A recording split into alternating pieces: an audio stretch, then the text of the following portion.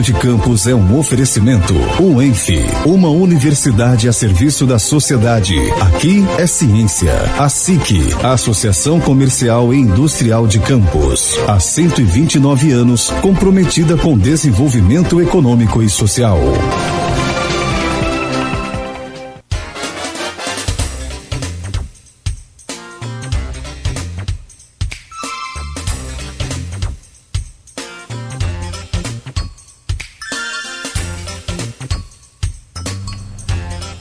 Oito horas e 56 minutos em Campos, de volta com o Folha no Ar, primeira edição. Hoje, conversando com o candidato à Prefeitura de Campos do PSD, Vladimir Garotinho, o bloco agora separa o assunto que é muito esperado aí, muito naturalmente cobrado pela população, que são os projetos de governo. Voltamos com você, Aloysio, neste bloco, ok? Ok, só, antes de reiniciar aqui o programa no bloco aí, eu fiz caneca do Fluminense, e aí me lembrei que eu falei na abertura do programa que a eleição no voto estava definida para Biden, mas juridicamente Trump ia apelar, e parece, segundo foi noticiado ontem, que ele tem chance que ele contratou os advogados do Fluminense. São boas. Terceira para segunda no tapetão, então parece que Trump tem chance ainda. Só para descontrair, avisar que os investimentos no Flamengo são naturalmente todos no elenco. Nós investimos no jurídico. Bom, voltamos. Mas, enfim, Vladimir, projetos de governo e vou falar de dois aqui que a gente não abordou no primeiro programa, como tem feito com os demais candidatos. Campos é uma cidade de porte médio, né, tem mais de 507 mil habitantes, e é difícil ver uma cidade, não precisa nem na Europa, não, na América Latina, do tamanho de Campos ser um parque público. Né? Já teve um TAC no governo de sua mãe, que funcionou uma época ali no terreno que é amplo ali do Manuel Cartucho, mas foi fechado. Logicamente estamos no momento de pandemia, mas é uma demanda do campista, não é uma demanda só da elite, é uma demanda do espaço público, ele é coletivo. Tem relatos de pessoas, vários casos de pessoas acidentadas ali fazendo atividade esportiva ali na Arthur Bernardes, tem casos de óbito, casos de sequelas irreversíveis, infelizmente. Qual é a sua proposta, sendo eleito prefeito em novembro, para adotar a cidade do que ela merece, que é um parque público?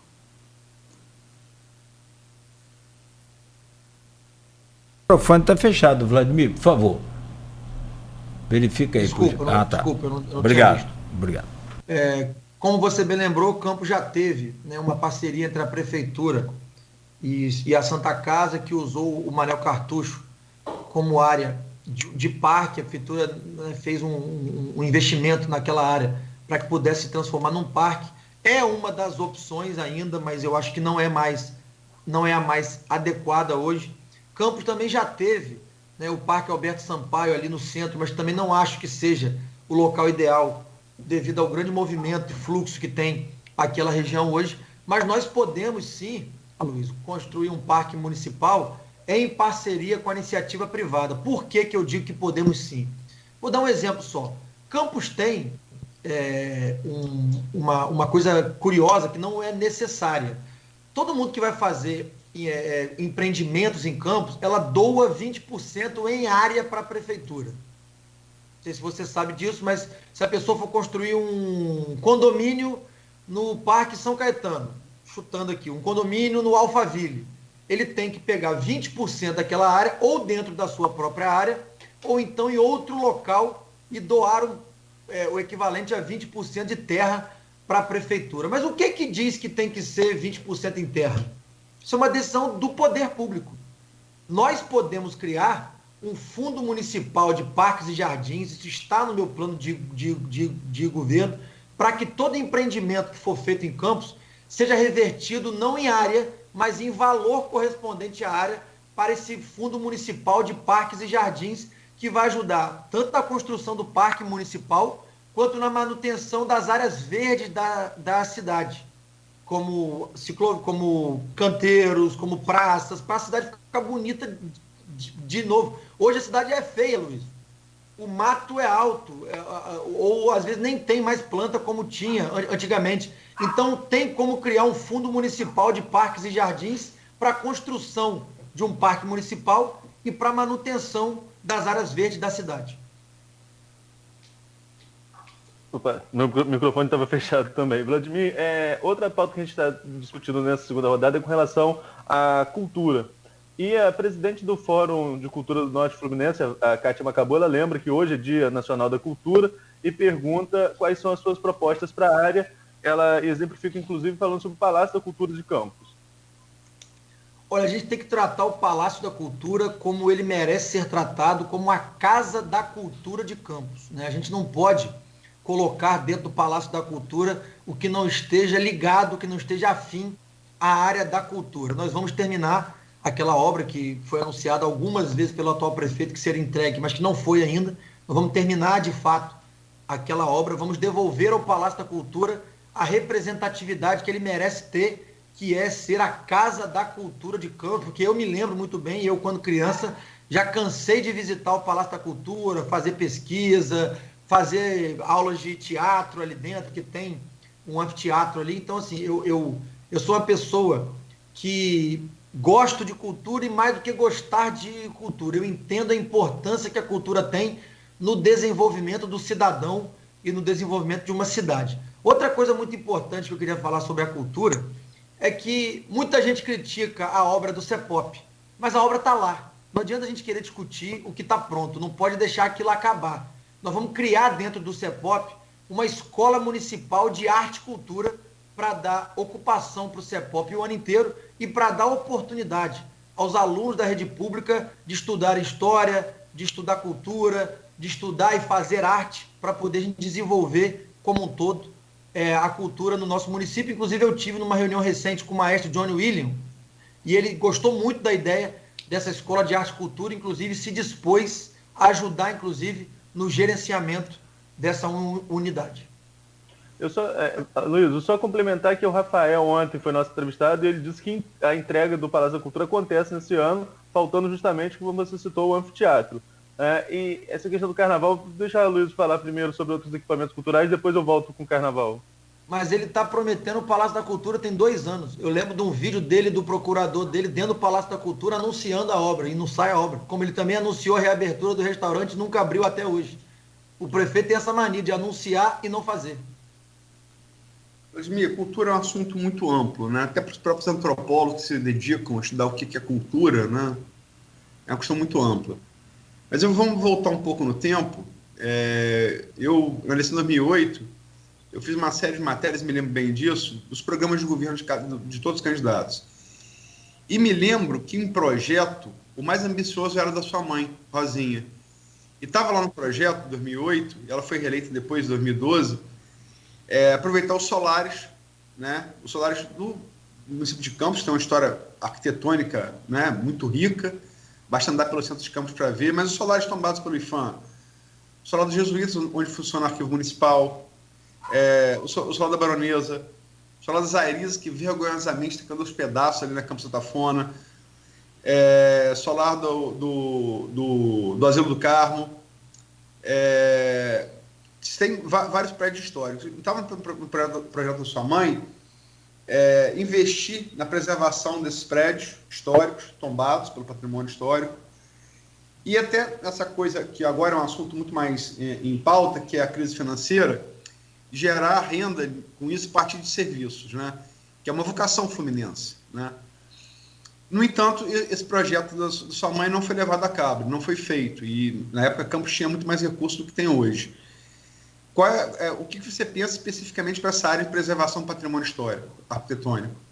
Aloysio, a grande dificuldade, porque a maioria dos prédios históricos, e vários dos que você citou, eles são de propriedade particular.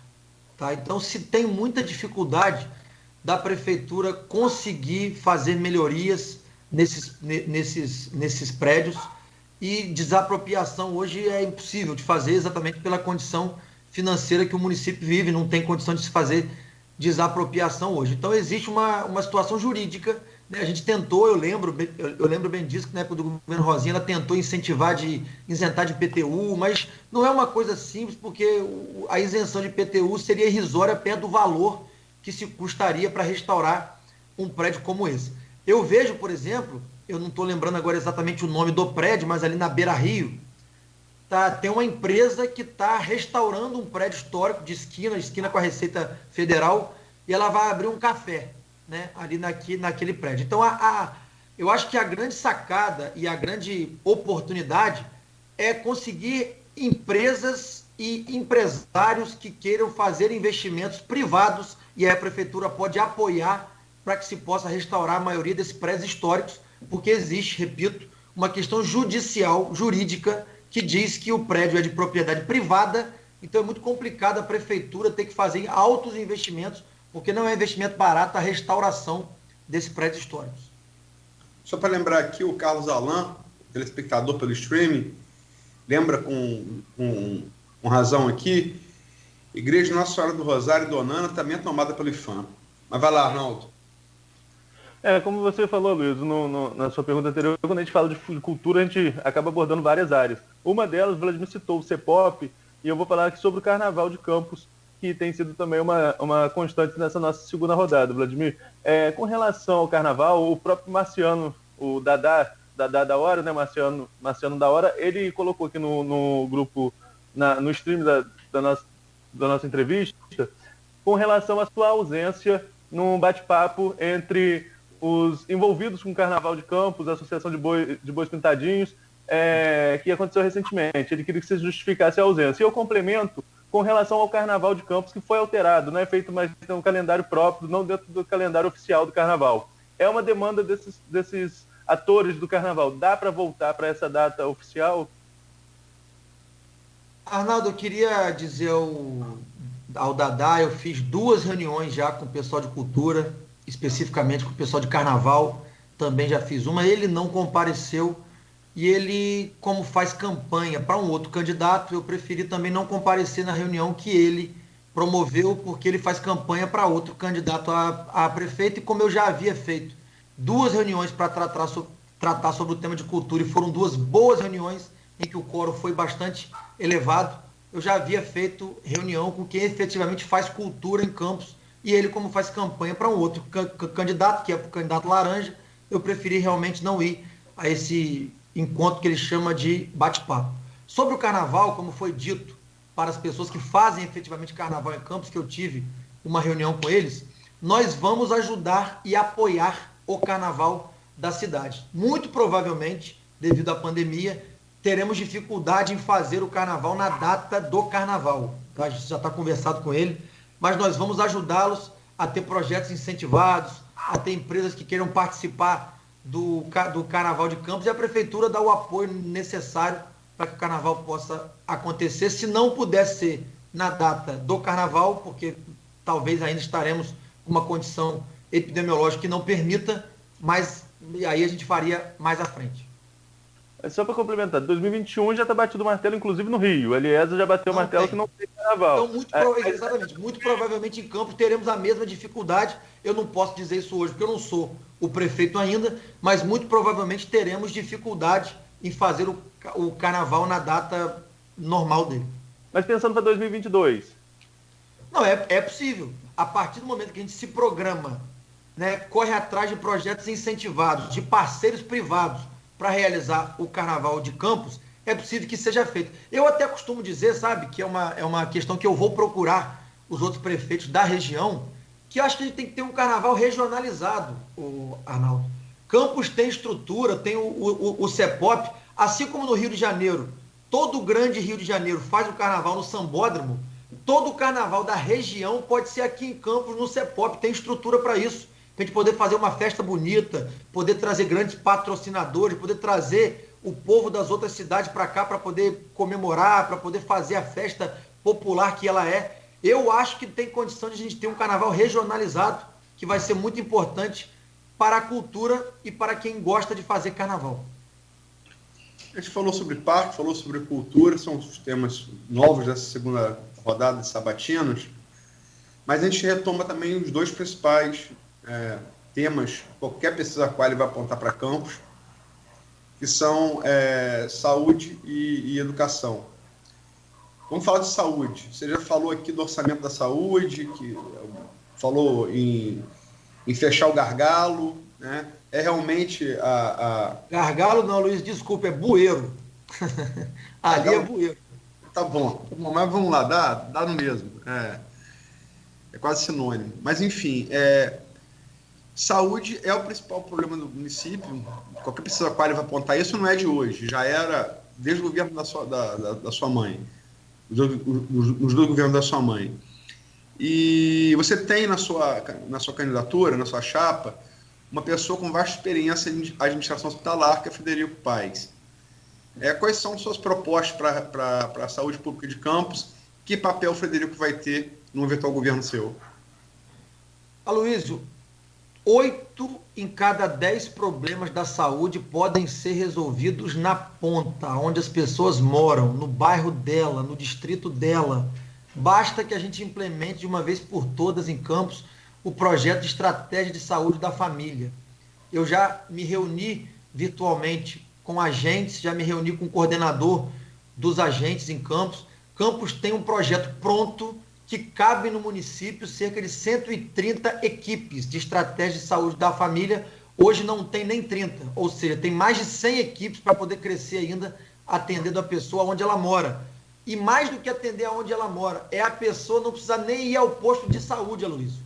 É o agente que vai na casa dela medir a pressão, medir a glicose, levar o remédio que ela precisa. Isso funciona em muitas cidades do Brasil, pode funcionar em Campos também. A partir do momento que você tem um atendimento na ponta que funcione, você não lota os hospitais, não ficam pessoas nos corredores. E os nossos hospitais estão, como eu falei no início e repito aqui, caindo aos pedaços.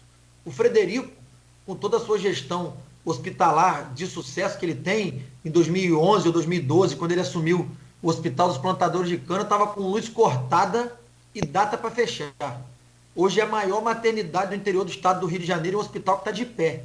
Se ele conseguiu fazer no HGG nos Plantadores de Cana, nós vamos conseguir juntos fazer no HGG e no Ferreira Machado. Dá para poder fazer, dá para a gente poder ter uma saúde muito melhor em Campos. Eu costumo dizer, Luiz, que o problema não é a falta de orçamento para a saúde. Dinheiro para a saúde tem, está aprovado. Gastou-se 907 milhões no ano passado, sendo 857 milhões efetivamente pagos. Dinheiro para a saúde tem, e hoje os profissionais não têm nem material para trabalhar. Os postos de saúde estão quase todos fechados. Ontem eu fiz uma reunião na pecuária. O posto Jamil Ábido, que era bem perto da reunião que eu fiz, está fechado. Um posto que é referência para toda aquela região. Então, assim, não tem condição da gente ter uma saúde que gasta tanto e que a população não vê serviço nenhum. Nós vamos implantar o estratégia de saúde da família com as equipes que têm dinheiro federal para isso. Desde que você cadastre as equipes junto ao governo federal, o governo federal banca 90% do custo das equipes, Aloysio. Tem dinheiro federal para isso. É só ter o projeto tecnicamente pronto para ir em Brasília bater na porta do Ministério e poder receber o dinheiro das equipes. Vladimir, outra questão é com relação à educação, como a Luiz apontou, nas duas principais áreas. Ao falar de cultura, você citou aí essa questão da pandemia. Como seria a retomada das aulas? Qual plano de retomada de aulas você vê como ideal num pós-pandemia? E qual a sua percepção com a educação de Campos nos bairros agora, que já que a gente conversou já tem um tempinho, durante a campanha, de como está a percepção da população em relação ao que é oferecido na rede pública de educação? Arnaldo, como nada na cidade funciona, a educação é mais uma coisa que nunca funcionou. A ponto do IDEB de Campos cair na primeira nota do governo Rafael e não ter nem nota no segundo IDEB. E o ex-secretário de Educação de Rafael, que seria candidato a vereador, desistiu de ser candidato a vereador porque não ia ter o que dizer para as pessoas devido ao fracasso da atual gestão em relação à educação. A educação na nossa gestão, ela vai ter autonomia para as diretoras das unidades escolares. Por que isso é muito importante? Porque você dá à diretora a oportunidade de, junto aos professores daquela unidade, efetivamente gerir a sua escola. Quando você dá autonomia financeira, administrativa e pedagógica para ela, ela passa a gerir junto aos professores aquela comunidade escolar e acaba com a burocracia. Tudo que acontece na unidade escolar hoje, ela tem que pedir bênção à Secretaria de Educação para trocar uma lâmpada, para consertar uma infiltração, para pintar uma parede, para contratar o transporte escolar, para comprar merenda. Ela tendo autonomia, ela vai fazer isso de maneira proativa junto com o corpo de professores da unidade dela. E isso já funciona, por exemplo, aqui no governo do estado do Rio de Janeiro. Quem entra hoje numa unidade escolar do Rio de Janeiro e entra numa unidade municipal em Campos, vê que a diferença é nítida. As escolas do estado estão de pé, elas funcionam, elas estão bonitas, elas estão bem arrumadas, porque as diretoras têm essa autonomia e, obviamente, depois prestam contas à Secretaria de Educação. A gente dando essa autonomia, eu tenho certeza que a escola vai ser melhor, a escola vai estar melhor arrumada e, com isso, nós vamos subir a nossa nota no IDEB, que hoje, eu repito, está sem nota, pela primeira vez na história, o que pode, inclusive, prejudicar a educação de Campos no próximo ano, porque o novo Fundeb, ele é por desempenho. Você ganha mais recurso para investir na educação por desempenho. Como Campos não teve nota, não teve desempenho, teremos problemas no próximo ano, e eu já me antecipei a esses problemas. Eu fui a Brasília conversar com o presidente do Fundo Nacional de Educação, na mesma oportunidade que estive lá para tratar sobre os royalties, e ele me disse que ele nunca viu isso acontecer. Uma cidade no estado do Rio de Janeiro ficar sem nota. Isso nunca aconteceu, que inclusive a equipe técnica dele ia avaliar para saber quais impactos iam ter e quais as saídas que a cidade poderia ter. É só para lembrar, você falou que o secretário de Municipal de Educação não foi candidato a vereador por um desempenho que você avalia como ruim na secretaria, mas, a bem da verdade, e é bom que você diga que tem respeito a essa coisa familiar, ele está com um caso grave de doença na família e foi, de fato, o que impediu ele de ser candidato. Não estou falando juízo de valor da atuação dele como secretário, não. Mas então eu peço perdão.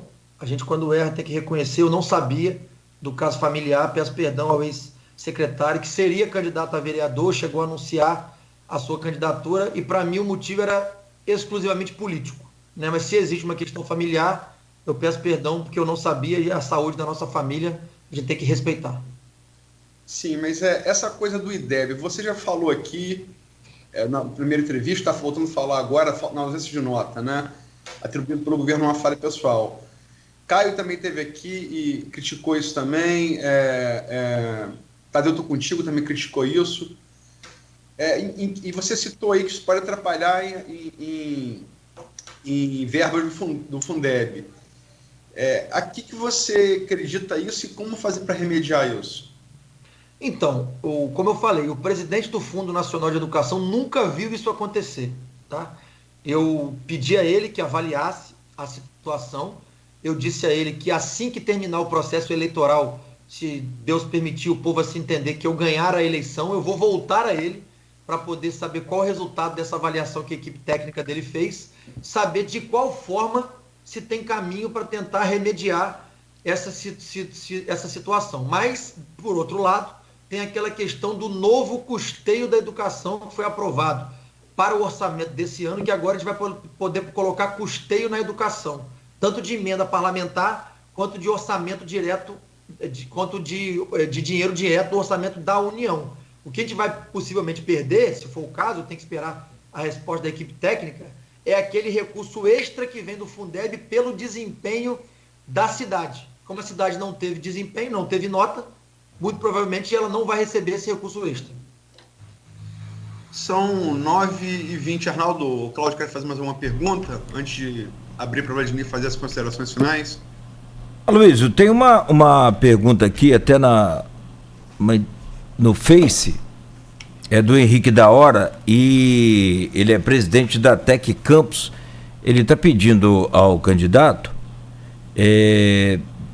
uma resposta sobre uma carta aberta que foi enviada também para o Vladimir, segundo o Henrique da Hora, e ainda ele pergunta qual o papel do empreendedorismo e inovação na recuperação econômica da cidade.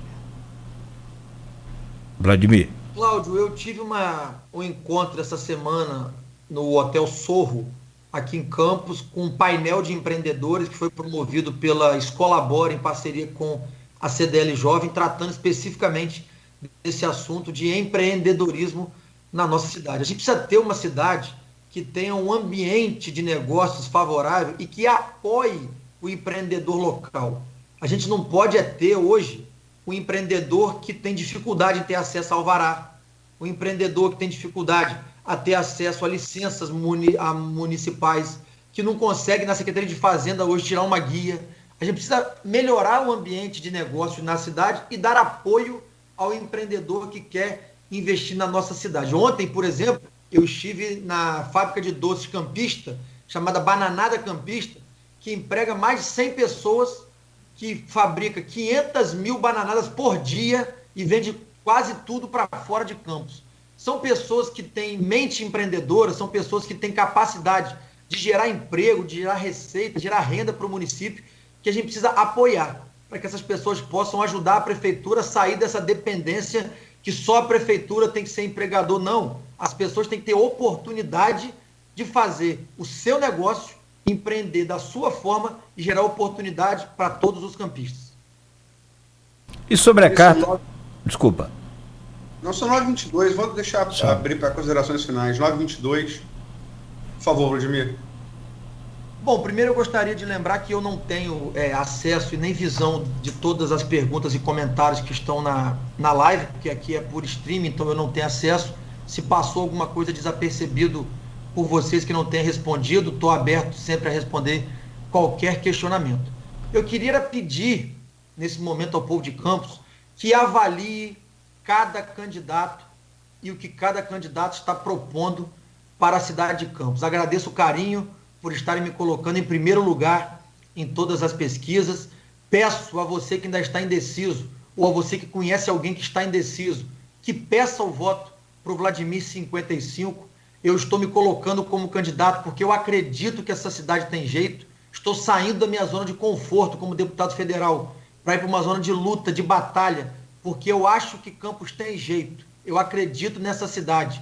Eu e o Frederico Paes estaremos à frente do município e vocês sentirão que tem um governo de verdade na cidade para poder desenvolver, dar oportunidade para as pessoas e fazer justiça social que tantas pessoas precisam, porque é muito difícil, não como político, mas como ser humano, ver tanta gente morando na rua e passando fome sem a prefeitura fazer nada para poder ajudar. Então eu peço seu voto, peço seu apoio, seu carinho e que você multiplique esse voto conversando com aquela pessoa que você sabe que ainda está indeciso, porque dá para ganhar no primeiro turno sem amarra política, sem compromisso depois que a gente não possa governar a cidade. Vamos ganhar com você, com o povo, essa aliança que a gente precisa. 9h23, tem mais um minuto ainda. Ganhar no primeiro turno, mas se der segundo turno, o que é necessário fazer para chegar à vitória final? Continuar na rua, continuar abraçando as pessoas, continuar fazendo reunião. Vou fazer também uma sequência de lives agora, nessa semana da eleição. Farei também no segundo turno, falando diretamente com o cidadão, diretamente com o eleitor, porque eu acho que dá para ganhar no primeiro turno. As pesquisas mostram que dá para ganhar no primeiro turno. Depende agora de você, que ainda está indeciso, decidir o seu voto naquele candidato mais preparado e que tem condição e personalidade própria para conseguir dinheiro novo para a cidade e fazer uma cidade muito melhor. Muito bem, são 9h24 agora. Bom, Vladimir, agradeço a sua presença mais uma vez aqui no Folha no Ar, primeira edição. Que você tenha um bom dia e boa sorte aí na sua caminhada. Obrigado, Luiz, obrigado, Arnaldo, obrigado, Cláudio, a todos que nos acompanham. Até a próxima. Valeu. Obrigado pela presença. Obrigado. Arnaldo? Obrigado a todos que nos acompanharam, Vladimir, a Luiz, Nogueira, e só anunciando mais uma vez, hoje eu volto às 18h15 com o candidato a prefeito de São João da Barra, Márcio Nogueira. O entrevistado de hoje é o Márcio Nogueira, a partir das 18h15. E lembrar que hoje a Folha FM, a Plena TV, transmite ao vivo o debate do Fidesz com os 11 candidatos, o Vladimir é um deles. Os 11 eu candidatos. acho que tem candidato que não vai não, sabe, Luiz? Mas os outros, os dois primeiros você faltou também, né? Mas enfim. Mas eu justifiquei, tem gente que nem justificar justificou. Quem que não vai hoje? Em Brasília, eu tive que lutar pela nossa cidade, pelo nosso estado. Mas nesse eu confirmei presença desde o primeiro dia, estarei lá. Quem que não vai hoje? Não sei, vamos ver na hora. Então tá bom. Boa sorte a vocês lá. Abraço. Obrigado. Da melhor maneira possível e ao vivo aqui na Folha FM e na Plena TV. Aí vai Obrigado, ser, amigo, um abraço. vai ser por streaming também, né? Por videoconferência. Né? Sim. Por streaming e no áudio também, né? Sim, ótimo. Muito bem, Aloysio. Bom dia, então, são 9h26. Algum registro a mais? Está tudo... Eu pedi desculpa pela minha ausência ontem. Como você esclareceu aqui, eu fiquei até muito tarde fazendo a eleição do presidente dos Estados Unidos e não tinha condição realmente. Fui dormir quase 4 da manhã de acordar às 6. Mas peço desculpas e amanhã estamos aqui fechando essa segunda rodada de sabatinos, definida mediante sorteio, com os representantes das 11 candidaturas, fechando amanhã aqui essa segunda rodada com o Tadeu Tô Contigo. Sim, perfeito. O papel do Grupo Folha é levar essa informação máxima aí, né, o grau máximo de democracia à população para que, né, o voto seja bem escolhido. Bom, 9h27, ficamos por aqui com Folha no Ar. Amanhã, 7h15, estaremos de volta. E, claro, você, né, do streaming e aos ouvintes da Folha FM, muito obrigado pela companhia até aqui. Continue, claro, pela Folha FM 98,3 ou pelo nosso site também, ou qualquer aplicativo aí de rádio que você consegue ouvir a Folha FM.